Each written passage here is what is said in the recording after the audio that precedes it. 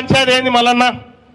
ఇప్పుడు 42% రిజర్వేషన్ కోసం ఆర్డినెన్స్ ఇచ్చినామని చెప్పి ముఖ్యమంత్రి గారు ఆర్డినెన్స్ ఇస్తున్నామని ఆయన నిర్ణయం తీసుకోగానే కల్వకుంట్ల కవిత గారు ఆమె రంగులు గులాలు పూసుకుంటా ఉంది. దునబోతింటే దుడ్డెను కట్టేసినట్టు ఉంది కథ. బీసీలకు 42% ఆర్డినెన్స్ వస్తే నీకేం సంబంధము? నువ్వు బీసీయా? నీకు నాకేమైనా సంబంధమా? కంచం పొత్తుందా? మంచం పొత్తులు ఉన్నాయా మనకేమన్నా? నువ్వు పండుగ చేసుకునేది మాకు అర్థం కాలే.